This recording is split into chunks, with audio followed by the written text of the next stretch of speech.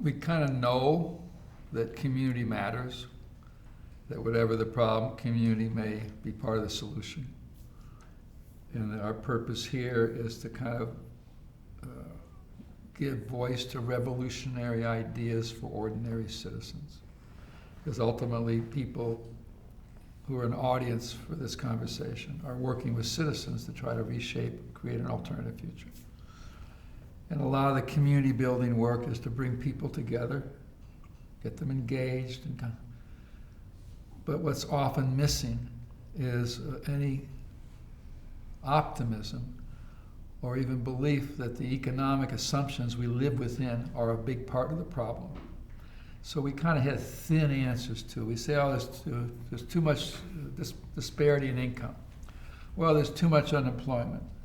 Well, why doesn't the government do this? Well, why doesn't business stop external? But underneath that, and this is what I've learned from you, there's a whole way of thinking and being that's as foundational to community as the Bible is to religion.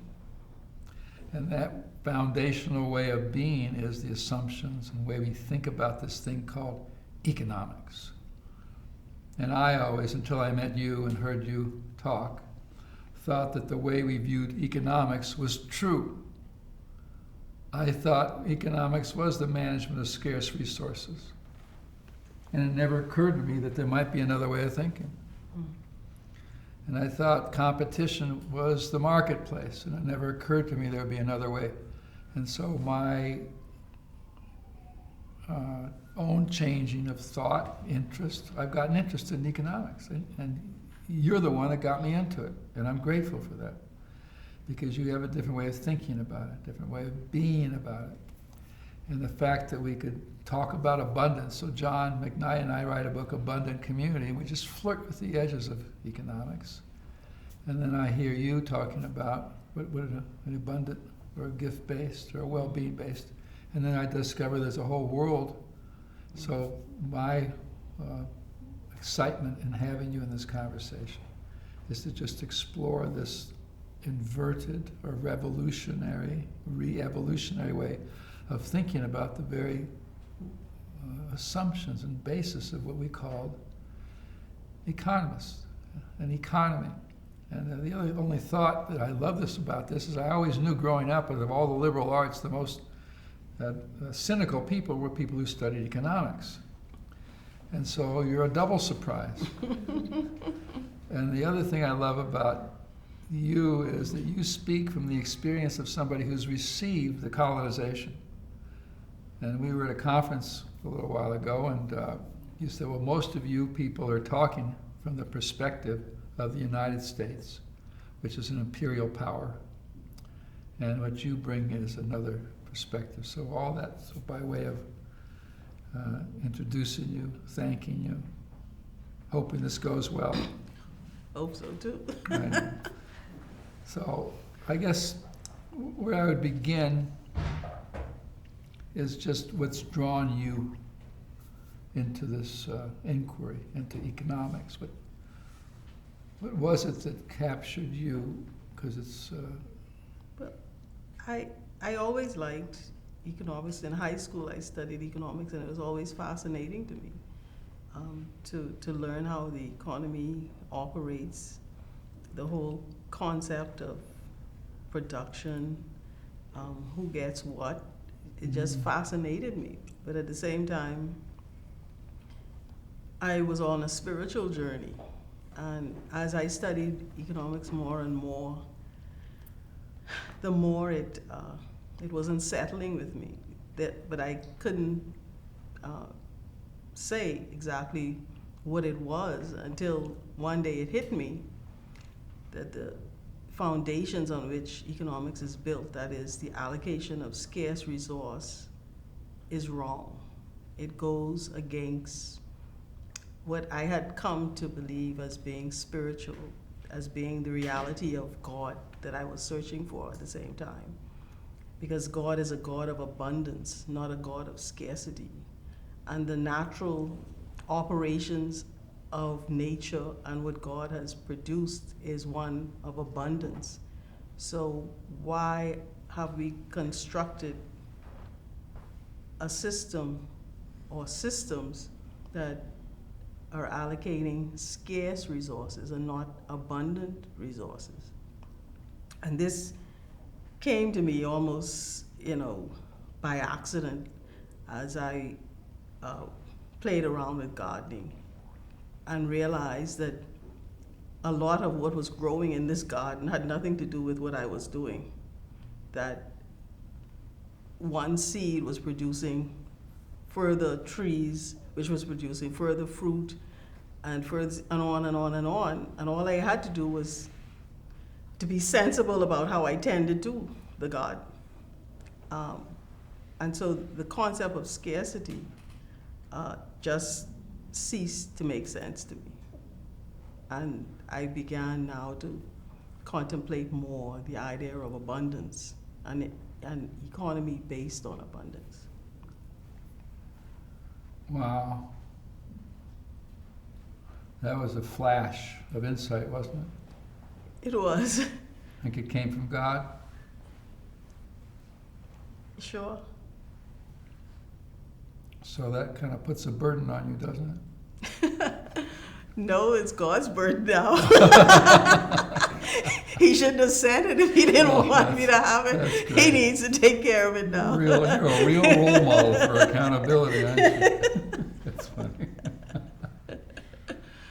That's great. That's wonderful. So you live at the intersection of spirit, spirituality, and abundance, economics. Why is the understanding of economics so important? How does it affect or permeate our lives? Economics is probably the most powerful construction that we as human beings have designed to control and influence our lives. Well, say that again. That's an amazing statement. I doubt if I could say it exactly the same I can way. say it again. Economics is the most powerful thing that us human beings have constructed, that guides, controls our lives. Yeah. And how we conceptualize economics, therefore, will determine how we operate and how we function, how we relate to each other.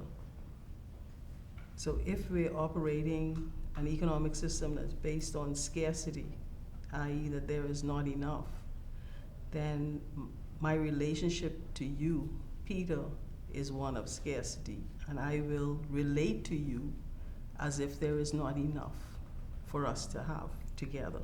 So if I have, it means chances are you can't have, or if you have, it won't be as much as I have, because there isn't enough. It has enormous impact on social justice, doesn't it? Definitely, and we see it. My economic standing determines the level of justice, the nature of the justice I get. Economic standing means your wealth. Yeah, what we measure as today as wealth. The kind of education I get, the kind of health care I get, is all dependent on my economic standing. So you don't believe that competition is in the nature of our being, of our souls? I think it's one or the other. You have to choose. It's a zero think sum. how we have decided to define competition today. Competition today is a winner-take-all. It is a strategizing so that I can get the better of you. But competition at its root really is about cooperation to move forward, that we're moving forward together. And if we look at competition from that perspective, it's different. But when we look at what competition means today, it means that I must beat you. There must be a winner and there must be a loser. And it's not good enough to lose, to come second. Only the person who comes first matters. It also means that no matter how much I have, it's not enough. Always need a little bit more. So I'm destroying myself in the process. I'm always comparing myself against yesterday. And someone else. I'm always comparing myself to somebody else. Because if that somebody else now has the same house that I have, in order for me to better them, I must add another room onto my house. Get a subprime mortgage. I have to, I have to get a better car than they have.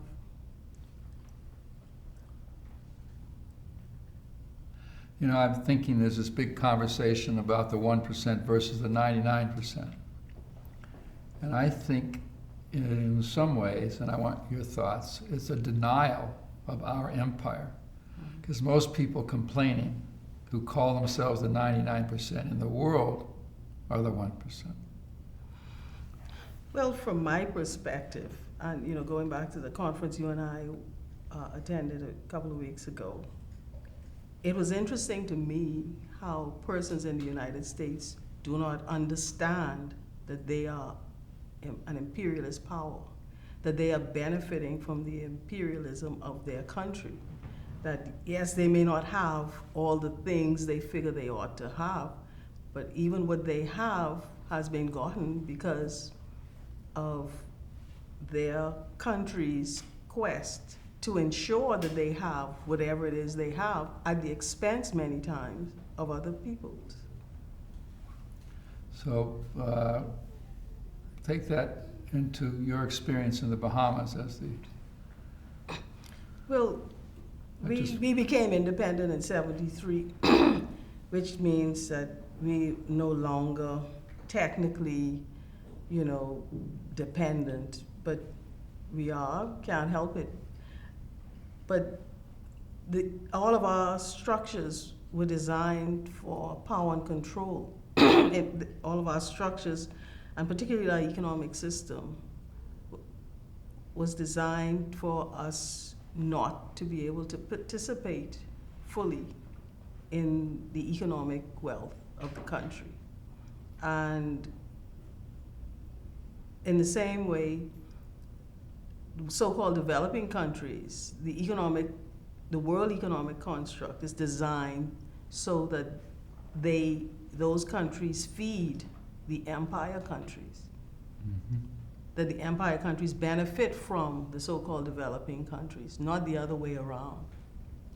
So calling them, they used to be called third world, and then now we call them developing to appease them, don't we? Well, yeah, before there were savages and uncivilized, and now that we're developing. It's the modern definition term, of savage. Right. And it provides a good rationale to help us,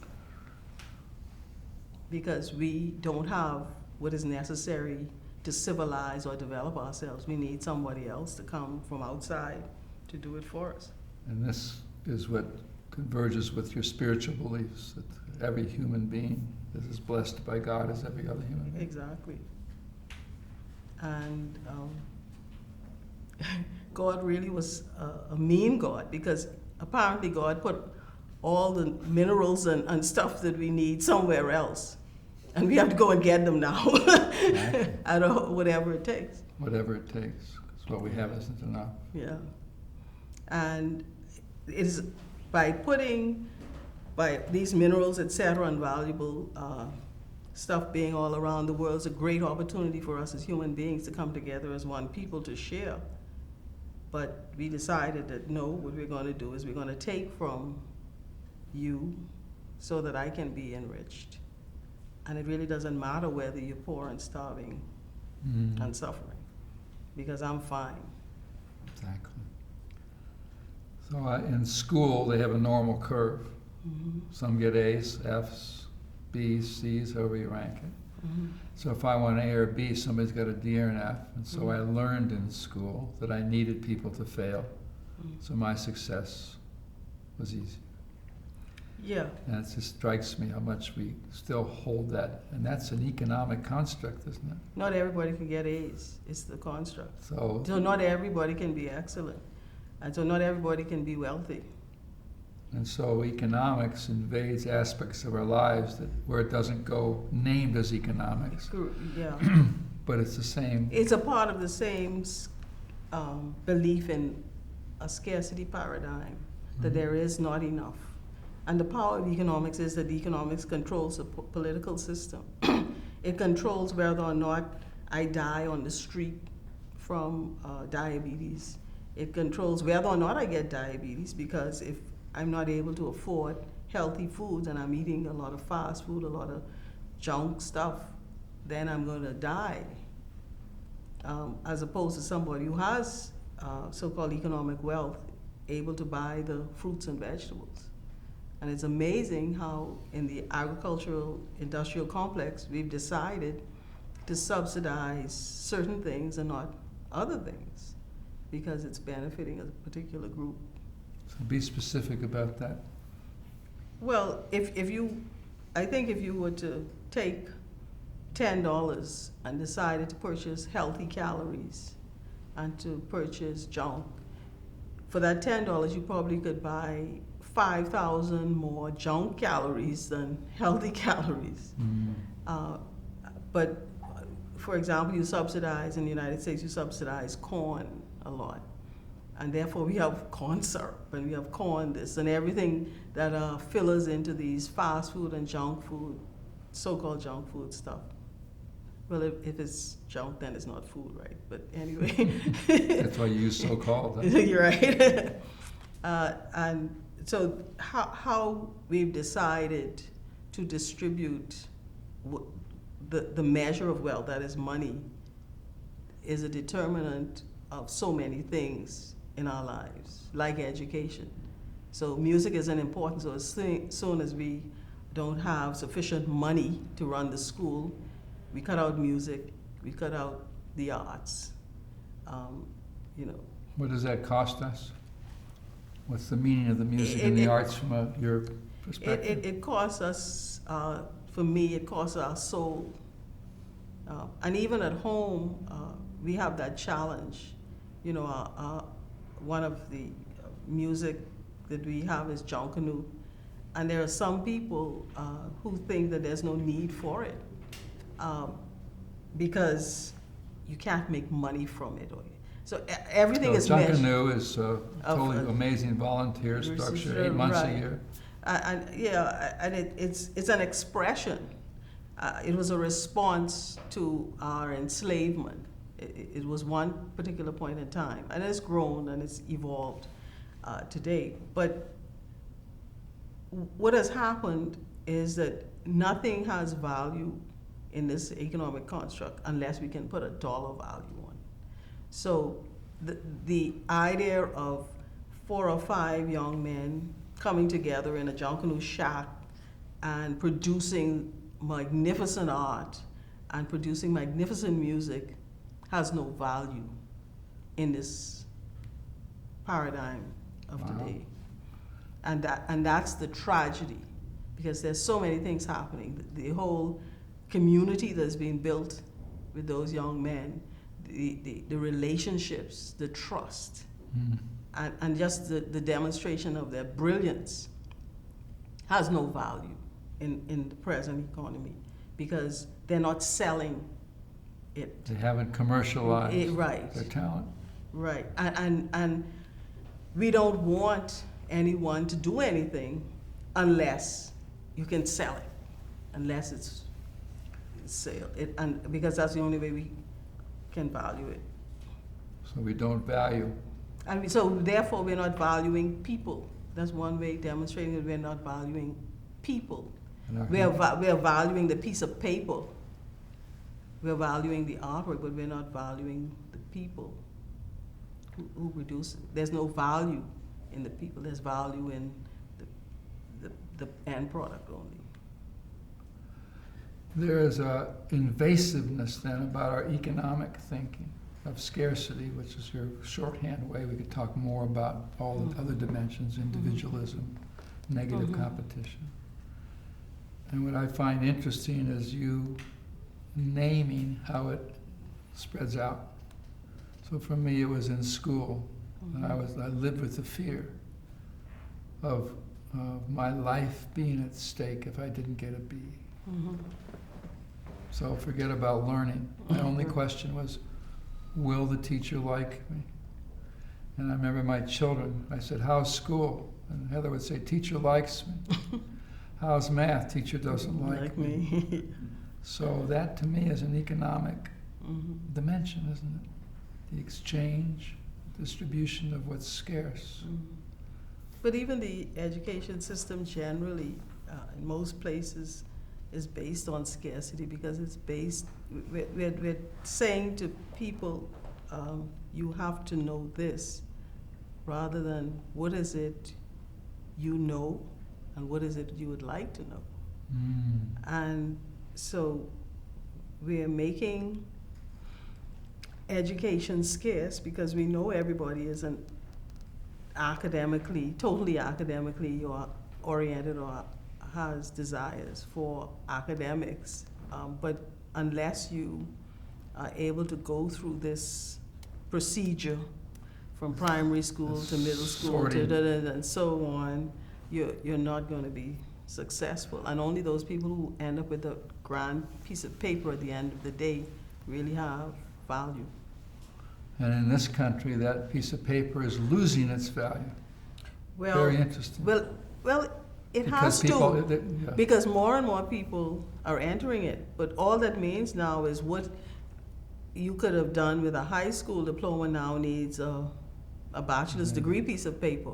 And soon we'll need a master's degree piece of paper. Then we'll invent something over the PhD piece of paper. Mhm. But there has to be a way in our system of scarcity to keep people out because there is not enough. There's not enough seats for them. No, and we're not going to design it so that there is enough. Hence, there are only so many people who can get the A's, only so many people who get the degrees, and only so many jobs that these degrees can match with, et cetera, on and on and on. So we're thinking from a very scarcity-oriented perspective. And we not only think scarcity, but we'll believe it's true. Well, it is I mean, true. It is true for us, yeah. We believe We believe it, but we take it as it's an act of God. yeah, As if it's that's the inherent way in the it human is, yeah. being to It's- want to compete, have to compete. Right. Survival of the fittest is a distortion of Darwin. And sadly, we believe that we are not enough, that we don't, Well, this is- not only that we don't have enough, but we are not enough. And when we believe that, then we're really lost. Well, we're subject to consumerism, aren't we? Yeah. If I don't have enough, if I'm not enough, then I need more. Right. And so what's your thinking about a consumer society? Are you ready to get rid of that? Not absolutely, but I would like for us to look at it a little differently. In the economic system, if you read very carefully, there are no human beings in it. There's an economy, and the study of economics is the allocation of scarce resources. All of the three macroeconomic goals: economic growth, low unemployment, low levels of price increases at low inflation. There's no human being mentioned in any of the goals of economics. So the role of human beings is not mentioned. What is mentioned is that we need workers, we need consumers, we need entrepreneurs, but we don't need any human beings because they are irrelevant. So my role as consumer is simply to buy. My role as a worker is to perform the tasks put to me. I have no role as a human being in the present economic thinking. And that's the danger. Because when I'm consuming for consuming's sake. I'm working for work's sake. I'm working to get money so that I can consume. That's my role in society. I'm not a mother, I'm not a sister, I'm not a cousin, I'm not a friend. And so that's how it steals our humanity. And so our humanity is out of the window. And the goals are more important than anything else. So we want economic growth. And we have decided how to measure economic growth in a particular way. So it doesn't matter what happens to human beings in the process or to the environment in the process.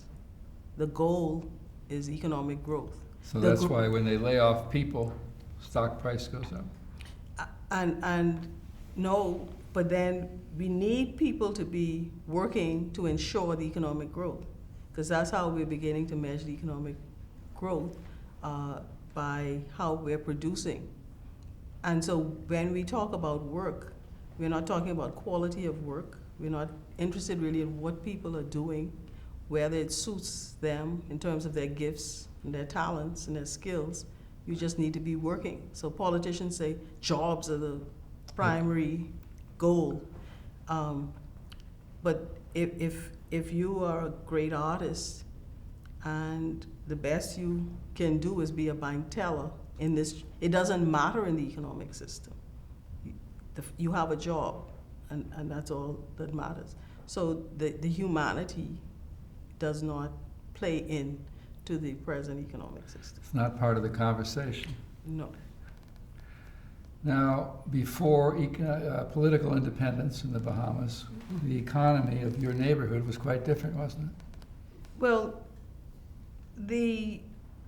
before majority rule in '67, we had I guess people would say nobody was poor. But then when you look at it in today's terms, they were economically not rich. Because the level of community that existed and the level of equality, not sameness, but the income disparity that exists now in the community didn't exist then. Right. The level of sharing, of cooperating was different. But as we advanced, the advance was away from our communities. So that community together raised children, Right. learned how to stay healthy, equalized goods, Right. food. I know that some people, if they had too many kids, somebody else volunteered to raise them or house Right, them. But a lot of people's grandparents and neighbors were as important as their fathers. Yeah. The people on the margin weren't shipped off somewhere because you couldn't, so the disabled and the difficult and the wackos You're right. reintegrated. It was a whole different. Because, for example, in my family, my grandfather, one of the neighbors died, and she asked my grandfather to take care of him until he became an adult. And that was something that's was not uncommon at that time. So there was a mechanism by which neighbors looked after and took care of each other. In the 50s, for example, when you had a lot of young men, black men wanting to go off to study law in England, the community came together to find the money to help them take the ship to London. And my mother, for example, one of her friends died, leaving a daughter. So that friendship came together to pay for the high schooling of the daughter that was left behind. Were you a product of that kind of community? Or Yes, I am a product of that. I lived that as a young girl, but you see it dissipated right? because the idea in small, well, not just I think for us in the so-called developing countries, but we want to look like what we are told is advancement. Want to look like us. Right. We want to look like somebody else. That's why I remember Jackson used to have the story in grade school when he was using crayons, and flesh was pink. Yeah. And some school Yeah. girl said, "No, look at your skin; it's brown." He says, "No, it says here, Yeah, flesh. flesh." Exactly. And particularly for people of color, it really is not a good place to be because you're constantly being told by everything that you don't even exist. That the flesh color is not your flesh color. That something must be wrong with you. And you don't have flesh. Right. Something must be wrong with you. And so we designed an economy, an economic structure that it just reinforced that, a tourism industry that separates us from the tourism industry. And Yeah. each other. in a And, way. and each other. 'Cause and it everybody bring- wants to and go it's- over the hill to work for tourism. Everybody wants to leave their communities to go work in the big resorts. And so there's no need now for me to work in the family business. Or in a family way. You're right. To stay with the construct competition. So you said coming together, creating something together. But we've associated competition with excellence. We've converted in the schools learning to performance. We have a no child left behind. What's your thought about that? Where does that fit in the scheme of things in your thinking? We've made scarce how we measure excellence. Because if I'm in a basketball competition, on that particular day, that particular point, a team will win. But that team is not necessarily the best team. In school, the student that gets the A is the excellent student, but it's not necessarily the best student. On that day, that student might have happened to have performed better than others who may have been ill. And so we've decided, we've really made scarce our measurements of excellence. So in the economy, I'm a success the more money that I've been able to amass, to bring to myself. I'm not a success if I have saved somebody from doing something disastrous to somebody else. That doesn't count.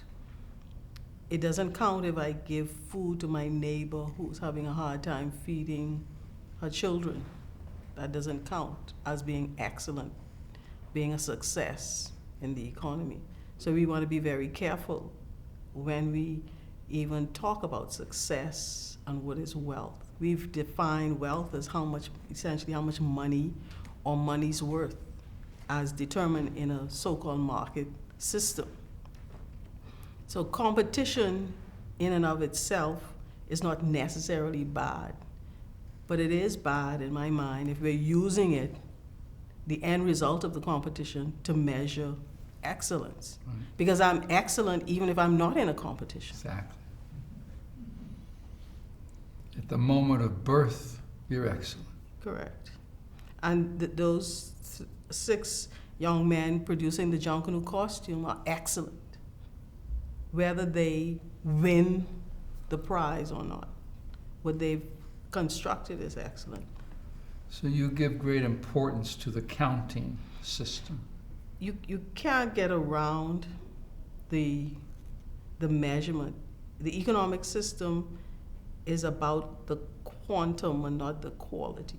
It's about the quantity, not the quality. It's how much of, not how better is. We're counting the amount of money I make, Very narrow, isn't it? not the value that I'm bringing to a society or the community. So this is why Edgar Kahn and his time banking, where he has a counting system for acts of generosity. Interesting. Right. He's right at the heart of the matter, isn't it? Mm-hmm. If I take you to school, if I pick up your daughter, I get an hour. And everybody's hour is the other radical thing. Mm-hmm. That he says you have an account and software to support it. It says for every hour in which you do something generous, you get an hour of credit. And it doesn't matter whether you've operated on someone's brain or you bought them groceries, you both get an equal hour, which creates not only a different counting system, but one that's equally accessible to everybody. You don't gain an advantage and then gain an advantage. What's your thoughts about that? There are a number of communities now attempting to reconstruct so to lessen the whole concept of scarcity in its operation. But we want to be careful when we're limiting our gifts and generosities in some measure. So if I'm seeing you having a problem, do I not do it if you don't owe me this hour, if you don't owe me this dollar? I should be doing it because it needs to be done. That as a fellow human being, as a part of my humanity, I'm obliged to be generous and provide for you and the community the gifts that I've been blessed with, no matter what they are. So that's where my thinking is taking me. Mhm. That's so way off course, and why it might be dismissed, because we're so accustomed to accounting, to numbering, and to measure one thing against another. And to accumulate. Right. And so in this notion, dollar is respelled hour. Yeah. Even though it's a step forward. Right. It's a step. It's a step away from the current system that has really confined or made scarce money, which is, for me, one of the emblems of scarcity in the economic system, because you can't do anything in the economic system without access to this money. But in this community, we have somebody who is deathly ill or really having a hard time for whatever reason physically, who is not able to provide any time. How does that person fit into the Well, mix? they may have other gifts. Some would say they can pray and they'll get credit for prayer, but you're still saying there's a limit to to counting as a measure of value. Yeah, and this what makes where I'm going in my thinking an impossibility, and why we need to go there is because So say that again it's slowly. beyond. I like that sentence. Say that again. That's why where I'm thinking is an impossibility, and why we need to go there. I love that. Is because unless we think towards that impossibility, we're not even going to start to approach it. And so when I talk about where we're going, I'm not even working on an alternative economy per se. I'm working on, in my thinking, the underlying concepts that carry us wherever we want to go. Mm-hmm. And if the underlying concept is scarcity, we operate in a particular way. If the underlying concept is abundance, we go another way. And the extent to which we are moving towards an abundance-based society is the extent to which I think we'll be more humane, that we'll treat the planet differently. We'll treat each other differently. And there would not be a need eventually for an accounting, because if we're operating on abundance, I will get what I need when I need it. There'll still be trade and exchange, but it won't be organized. It will not be based on me doing it just so I can profit myself. I'm not expecting to get as much as I can from you based on your disadvantage or your ignorance of a particular thing. So you don't believe that buyer beware is a good we've taken that to be true? Well, that's how we operate on the scarcity, because it's a system that says, well, this person doesn't know, I'm going to take advantage of their lack of knowledge. They don't know that this thing is poisonous, so I'm going to sell it to them for $500.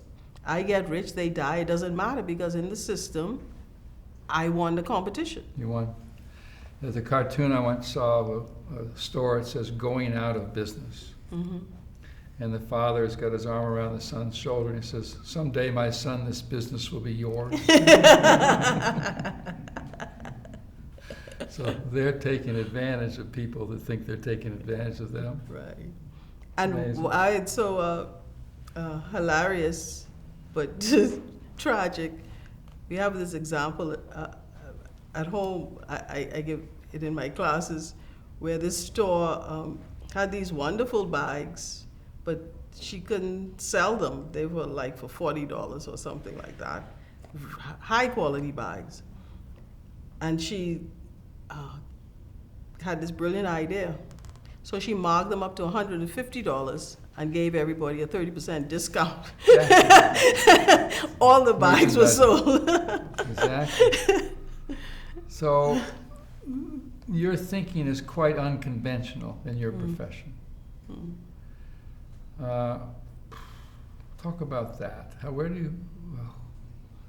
Well, like I said, it's not, where I'm coming from is more than simply the economic training that I have. It comes from my life experiences, and it comes from my spiritual pursuits. And it just emerged after observing at least what I see as the world working. But when you look at academia generally, we all have our scarce places. Only certain people have the authority to produce particular books. Unless you read this book, you don't know anything. No one else can produce anything. Certain institutions have a lock on this particular discipline. No one else. And that's scarcity. When we open it all up, and this is where we see the world going with the internet, etc., these open journals, that more and more people now are able to place their thinking into the mix. It's more than now these few elites who can say things about economics and create the reality for the world. Now, in some ways, you are one of those elites. You're a professor, university. Well, I lie most of the time in my classes. In your classes? Yeah, Say because more I'm about talking that. about scarcity, because the textbook, in the institution you use this textbook that talks about scarce, unlimited wants and limited means. So that's not easy to be passing on something you don't believe in. Well, I let them know that it's only somebody's You say, I'm now thinking. about to lie, and then you get it. I tell them it's somebody's thinking about how the it's only somebody's thinking about how the world. So you shrink down, and then you present to them your ideas. Here's someone else's thinking. To some extent, yeah. So this has been, so you're bringing these ideas more fully into the world, part of your Yeah. willingness to have this discussion. And has that been a big decision? No, giant. Giant? Yeah. Well, tell me, what's at stake for you? Being exposed to the world, and to that more people will hear it and want to know more about it. And this thinking has been with me for a while, and I've had comfort in being my own conversationalist and in conversation with myself. So that's the big step now. It is a big step. Yeah. And especially when you're coming from a small country that really has no say in what goes on in the world, because I know how the world works in terms of dismissing people who are not following the scarce path of orthodoxy. But I'm not afraid. It's just a giant step. Also, it's this something in economics and your spirituality was a moment of insight or was revealed to you. And so in a way, you're just living that out, aren't you? You're almost Yeah. obligated to bring it into the world. Yeah, my picao is the tomato, because that where it really, the insight came in the abundance that happens with a simple tomato, and tomato plants that sprung up that I did not even plant. There was seeds there that grew up, and then when I looked at it, the tomato fell on the ground, and more tomatoes, trees came, and more and more and more.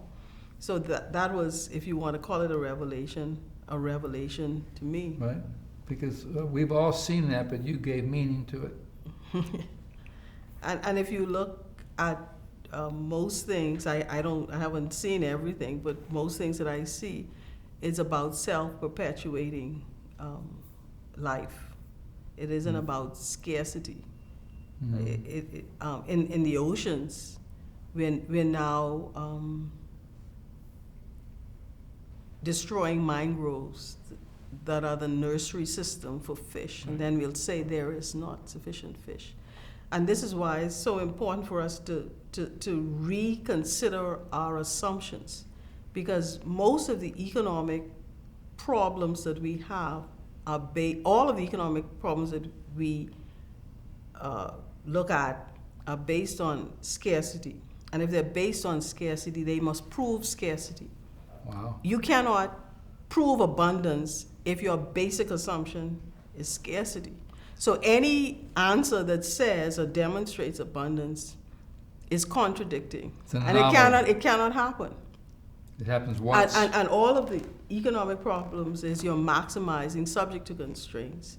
And so if you're assuming there isn't enough, you must show that there isn't enough. So how about us thinking in terms of there is enough, and our problems demonstrating that we have enough? Do you think maybe that charity is a aspect of the scarcity system? It is an aspect, and it's strange because what happens is we create a system that inevitably results in a small group of people having more of the scarce resources than others. Then we ask and we glorify those who end up with the most when they give to the poor, so-called poor people, as opposed to thinking of a system where we all share and these people don't have to be taking charity, which is dehumanizing for many. Mm-hmm. People don't want charity. People want to be able to share what they have and to receive accordingly, Exactly. not to be given. So any structure that says I know and you don't, I have and you don't, is right. just Right. reinforces. Yeah, so it's the same way, like we say, the company is doing poorly, so what we have to do is we have to cut wages. We never cut profits. We cut wages. And then when people start to do socially dysfunctional things to survive in society, then we throw them in prison or we say they are the problem. We're not looking at the structure itself that has created their actions. And we're building, as much as we have more, we have to protect it more. Exactly. We build high and high, more walls and higher walls because we don't want anybody to come and get it. Because why? We're assuming there isn't enough, and I have to protect it. And I'm going to buy off the politicians to make the laws to ensure that I am protected. Whereas the ordinary person on the street does not have that power.